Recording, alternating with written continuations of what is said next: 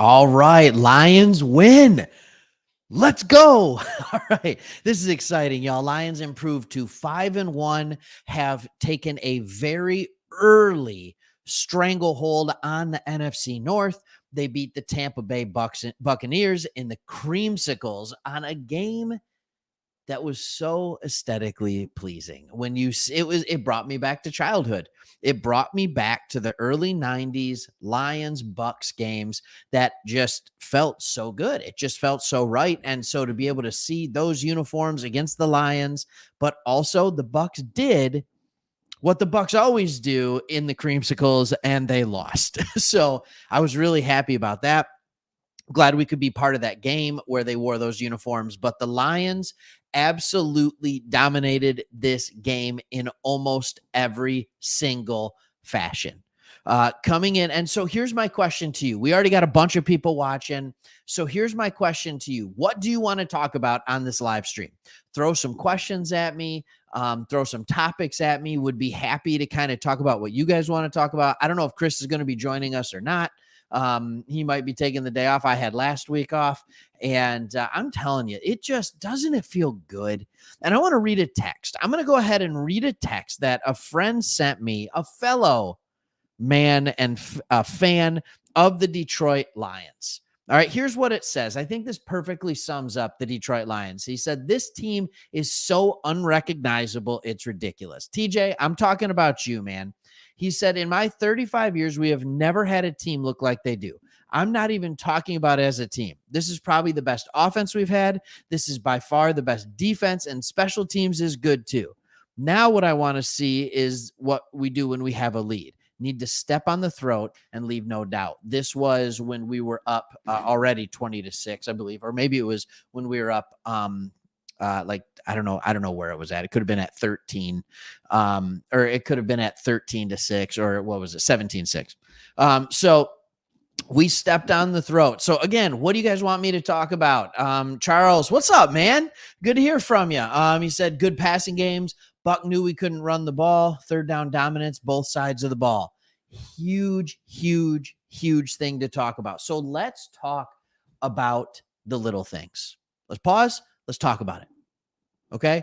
The Detroit Lions won in the little ways. Conversions. When you look at third down conversions, when you look at different things like that, let's just stop and look at third down efficiency. Detroit Lions had 16 third downs. They converted on 9 of them. That's good. The Bucks had 12. They converted on 2 of them. I know we all think about games, and here's one of the comparisons that the Bucks had was the Seattle Seahawks. I heard it was on a podcast. It was a Tampa Bay beat writer, and they were talking about how the Bucks are similar to the Seahawks of last year. They have a similar, simple offensive scheme.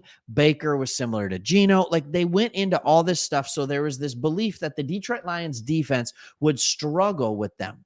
And one of the things that I thought about when we played Seattle, we could not get off the field on third down. Our defense couldn't get off the field, and it was like a slow death for the last 3 years against the Seahawks. This game against Tampa Bay, we stayed on the field on our third downs, and we got them off. We got our defense off the field when they were there. It was unbelievable. So let's talk about, we talked about that.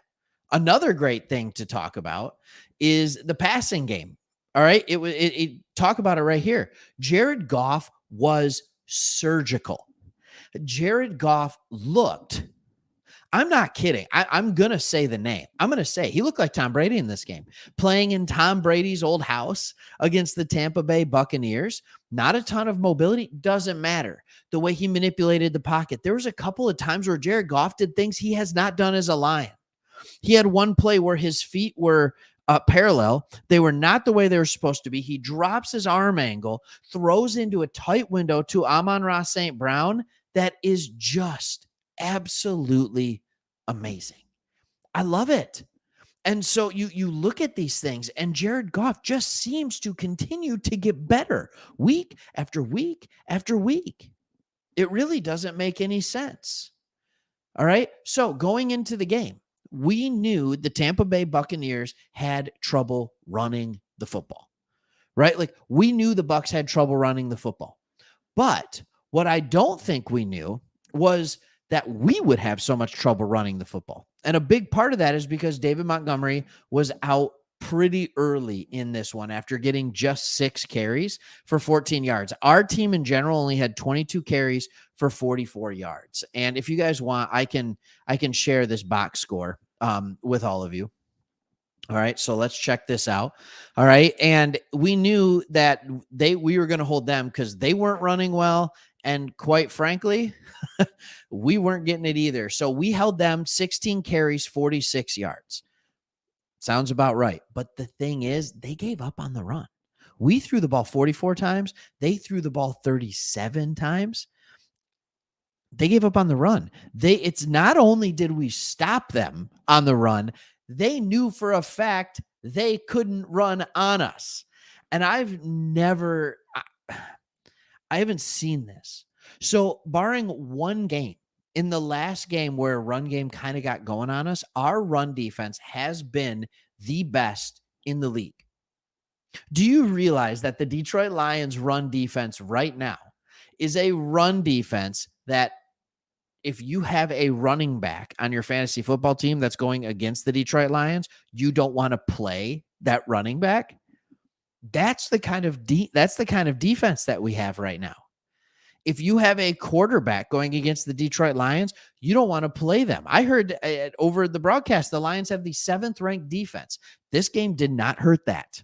When you give up 6 points, when you're on the road and you only give up, 250 yards?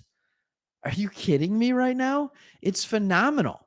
And by the way, 50 or 60 of those yards came on the last drive when they were scraping and clawing for every single bit of it. So yeah, I think the little things. So I asked what you guys wanted me to talk about. That was the first thing that I heard. That is the absolute first thing that I heard. The next thing that I heard we needed to talk about was Jameson Williams.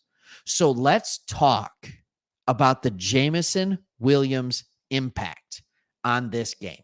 Here we are, 7.5 minutes into this live stream. Let's talk about Jameson Williams and the impact that he had on this game. So first, let me start with this. He still didn't play a ton, but you got to see the difference. I'm not saying he's the only player on our team that can make that 45-yard touchdown catch, but I'm also saying he's about the only player on our team that is going to make that 45-yard touchdown catch. He had separation. Goff was under pressure, so he underthrew it a little bit, but Jameson Williams found a way to make a grab. Like, this changes the offense. I don't think that it's a mistake. I don't think that it's a mistake that Jared Goff has had 2 unbelievable games over the last 2 weeks now that Jameson Williams is back. Now, Goff has been good every week, but let me just go by rating, okay? Week 1, 94 against the Chiefs. Week 2 against the Seahawks, that was a shootout, 121.8. First, the Falcons, 85. Packers, 87. Panthers, Jameson Williams is back in the lineup, 132.4. Are you kidding me? And then this week against the Bucs, 107.5. He threw for 353 yards. 353 yards. That's the Jameson Williams effect. You want to know what else is the Jameson Williams effect? Some of those catches by Amon-Ra St. Brown. Some of those catches by St. Brown, opening up the underneath routes, opening up different things for St. Brown, opening up things for Laporta. And I'm not saying he was in for those, but I know we are going to talk about the Jameson Williams effect because all you want to talk about JMO. Like, I totally get that. But we still need to put it around to realizing Jameson had a big play. Amon-Ra St. Brown was the man. I don't know how many first down grabs he had of his 12 catches, which, by the way, I guess 12 catches is a career high. That's what they at least said on um the broadcast. Like, that's crazy to me. I thought he would have had more than that at some point, but it's like, welcome back. Welcome back, St. Brown. And his ability to get first downs, his ability to catch at a high rate, 15 targets, 12 catches.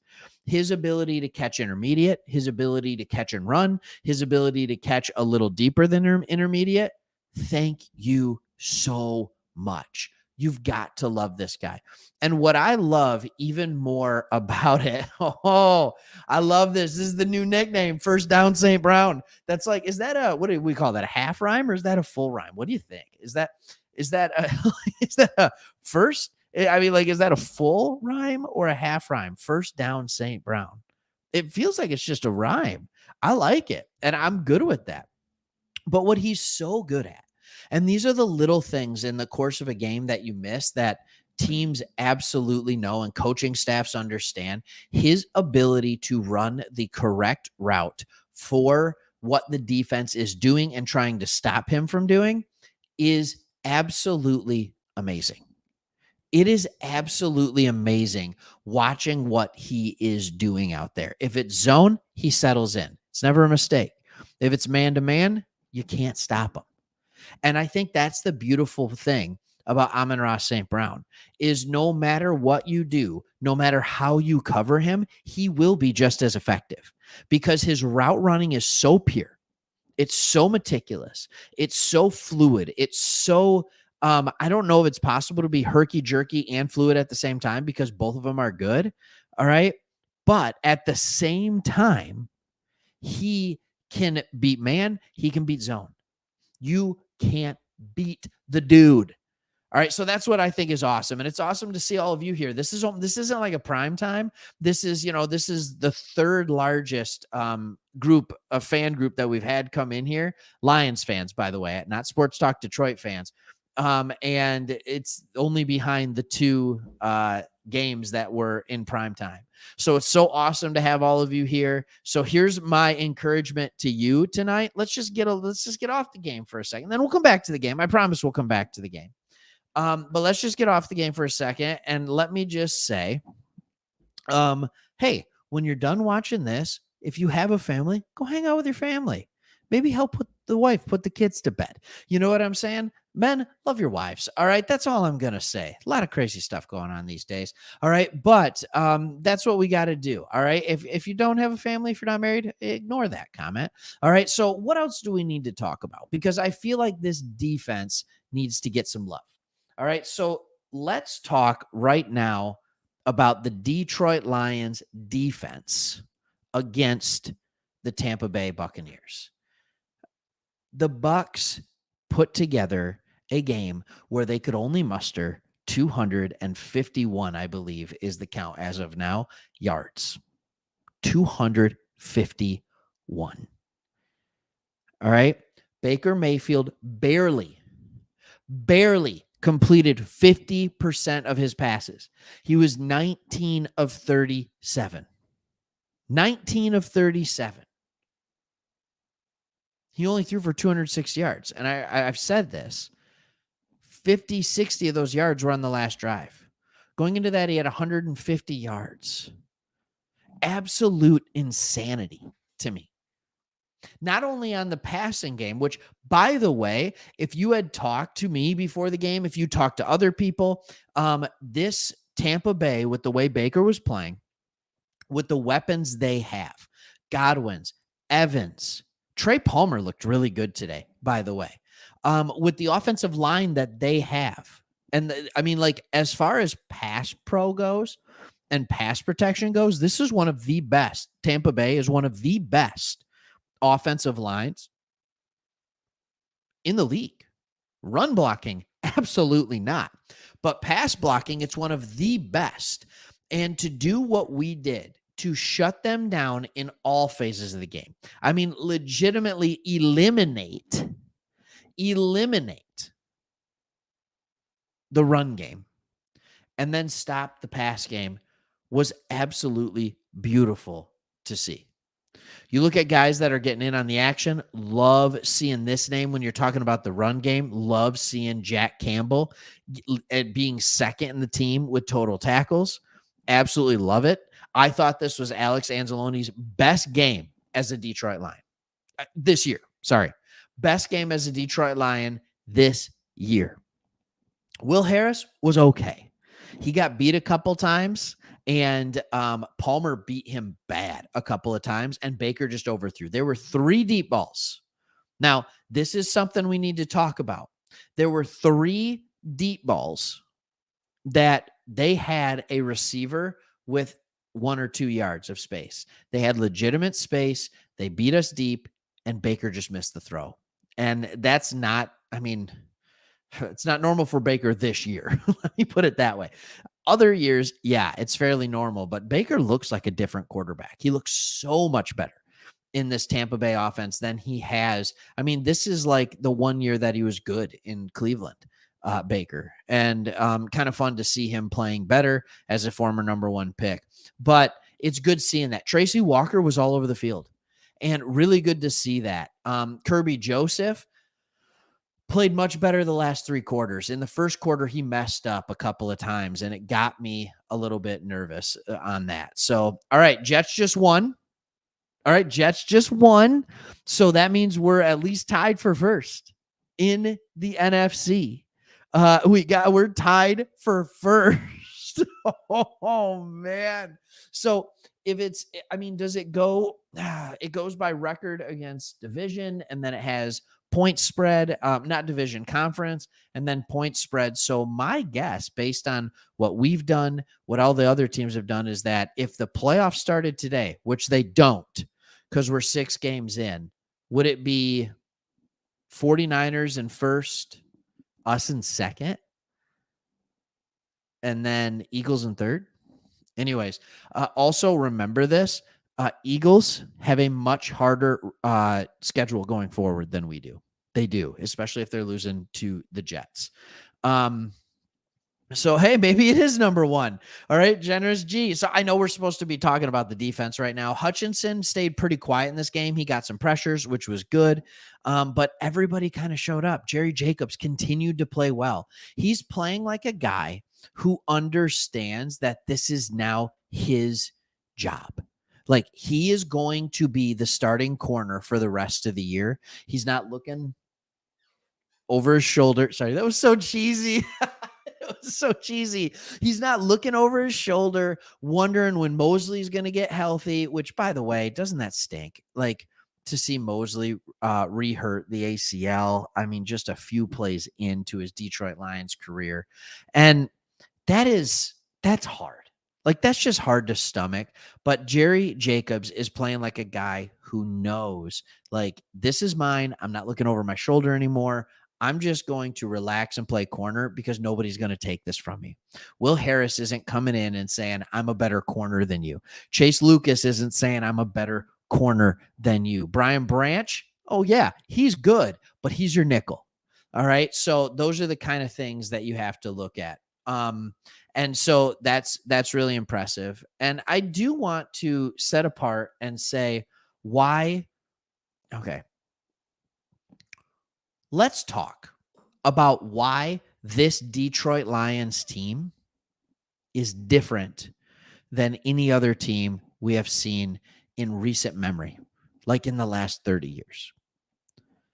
This team is different because no matter what they're going through, no matter the adversity, no matter the injuries, no matter the venue, no matter what the other team is looking like coming in, this Lions team continues to find a way to come out and win the game.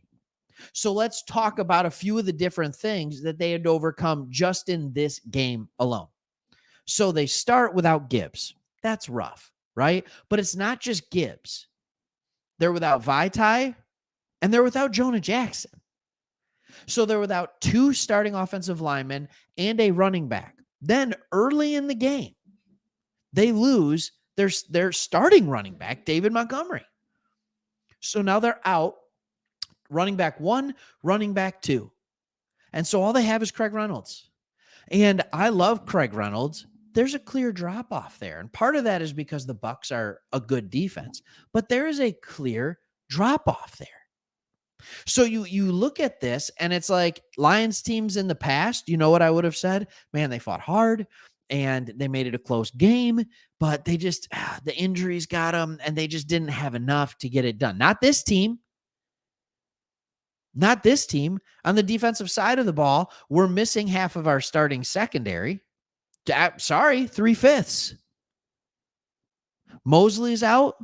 He would have been a starter. Branch is out. CJ Gardner-Johnson's out. And it's going to be that way. At least 2/5 is going to be that way the rest of the year. Any excuses? Nope. Josh Pascal's still out. Doesn't matter. So that's one thing that we overcame. Here's the second one. You're going into a hostile crowd in Tampa Bay. They're wearing the creamsicle uniforms. Everybody is jacked up. Everybody's excited to see what not what the Lions are going to do, but to see what the Bucs are going to do. They were number 1 in their division. They're still number 1, actually, in their division. Even with the loss, they had a chance to do this. They had a chance to blow open the NFC South, just as we did with the North. So we're going in. It's a home game. Everybody's pumped up. They're playing well. Confidence is sky high. We still take them out.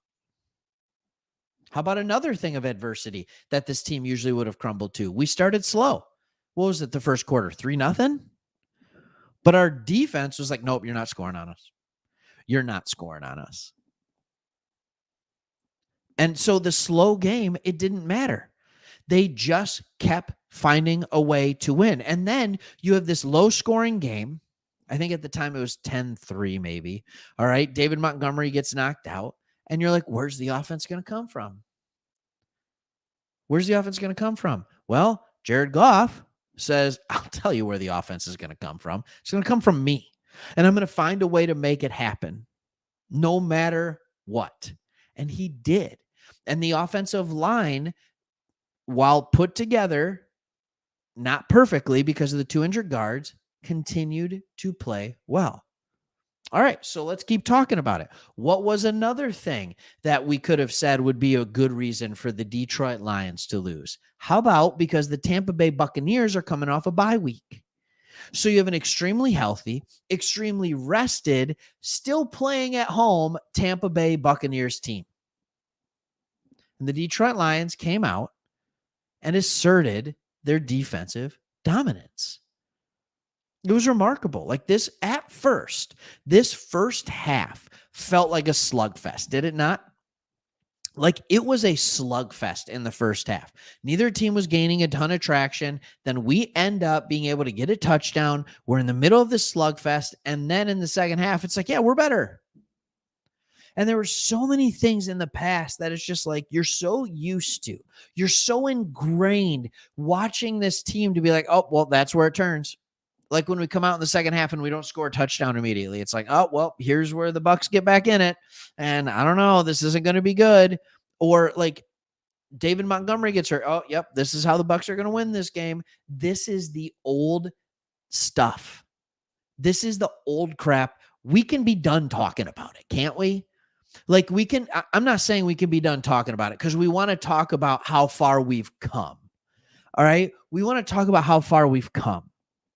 So I don't want to forget where we've been because it just makes this even sweeter, right? I'm getting this. But here's what I will say, and here's what I think needs to be said. We don't have to think we're the same old Lions anymore. Get it out of there. Get it out of here. All right? The curse has been lifted. I don't believe in those. All right? I don't believe in those. All right? I believe in Jesus. All right. No curses here. All right. But the curse has been lifted. We are 13-3 since Peyton Manning. Thank you, Peyton Manning. I knew I liked you. All right. My favorite player of all time, not a Detroit Lion, Peyton Manning. And it's not because of the curse thing. I just enjoyed watching him and just the way he played the game. But This is a different team. We have not gone 5-1 with a healthy roster. I would make the argument that we've been as banged up as we were last year. And last year, when we started, 2-6, 1-6? I don't remember exactly what it was. Seems like so long ago. We all were just like, you know what? We just don't have enough talent on the roster with all these injuries.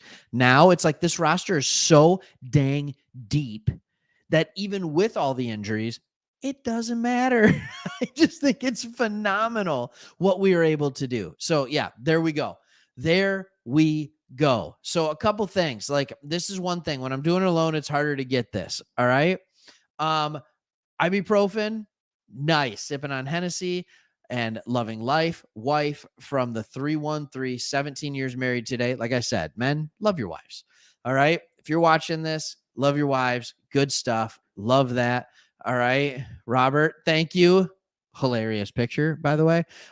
Pretty confident that picture was, I used to be a history teacher. And I'm pretty confident that picture was in the textbook for world history, which makes no sense. I think that's fantastic. Brent JMO, 6 touches, 3 tutties. Can we just say, by the way, I know we're all really excited about Jamison Williams. He did have another drop in this game. I'm not going to pour water on this thing that much, but he did have another drop. He keeps doing this. All right. Oh, you used to box. I like it. All right. I'm assuming that picture's not you, but still, I think that's awesome, man. And trust me, I will not mess with you as a boxer. I did not used to box. In fact, feel free to talk about it in the comment section. I've never been in a fight in my life. I have avoided them very, very well, and in many very creative ways. I have found to avoid fights. I am a lover, not a fighter, and that's okay. I think that's okay. So, this is nice. And as I'm watching these, I'm trying to stay consistently talking, and it's this multitasking thing, reading while talking, gets really, really difficult. Laporta had drops as well. You're right. You're 100% right.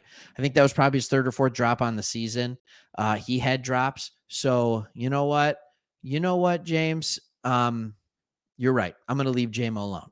All right. Because here's what we saw. And I was praising JMO earlier on this. I just want to be clear. The JMO effect is real.